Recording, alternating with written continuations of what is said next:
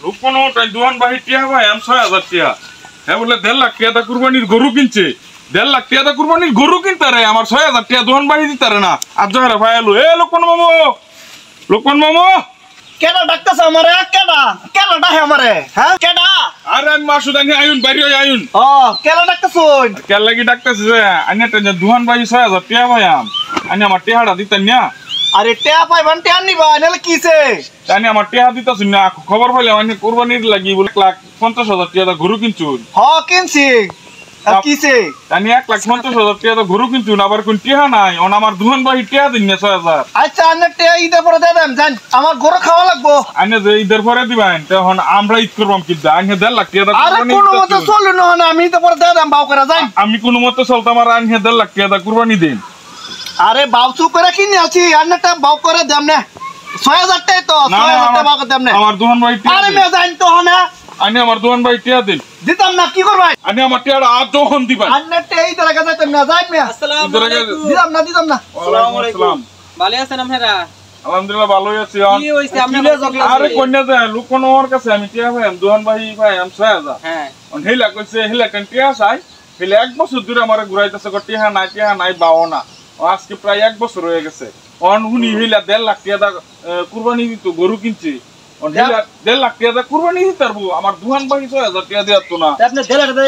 গরু কিনে তার ৬০০০ দেন না কেন আসল কথা কি না হুজুর আমি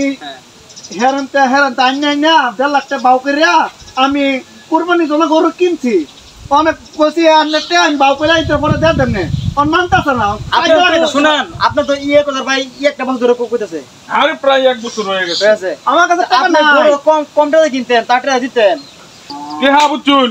এখন আজ তো এই মুহূর্তে আমার দল লাগবো টাকা আমি এর আগে দিতাম না বুঝছেন আপনি আমরা ডিস্টার্ব করেন না জান শুনেন ভাই আপনি করে একটা কথা বলি হ্যাঁ আপনি ১.৫ লাখ টাকা দিয়া গরু কিনা কুরবানি দেওয়ার চাইতে অন্যের ১ টাকা ঋণ পরিশোধ করা কিন্তু উত্তম বুঝছেন আগে ভাইয়ের ঋণটা পরিশোধ করেন তারপরে আপনি কুরবানি দেন তাহলে কিন্তু কাজটা সম্পূর্ণ ভালো হবে ১.৫ লাখ টাকা গরু কিনছে আপনার বোঝা উচিত ছিল যে ভাই আমার ৬০০০ টাকা পাওয়া সামনে ঈদ তারও তো মানে সংসার আছে তার তো ঈদ করার দরকার আপনি তার টাকা আপনি হেলা গালি হেলাটা দিলি আমরা সংসার না আপনি সাতটা বুঝছেন আপনার নাম হইব যে আমি ১.৫ লাখ টাকা গরু কিনতেছি কিন্তু আপনি তার টাকা দেন এটা কেউ জানে না আরে মেয়ে আজ ১ বছর ধরে সেদিন না সেদিন দিব আবার হার বাও না ওর সামনে ঈদ হেটা আছে ওন তে আপনি যে তার লগে ১.৫ লাখ টাকা দেহে কুরবানি দিতেছে আমরা রেন দেন মোহন ভাই ৬০০০ কই গেলাম করতে ঘন্টা দিন কবে আচ্ছা লো হুজুর আমি একটা ভুল কইরা লাইছি ভুলটা কি করছে জানোই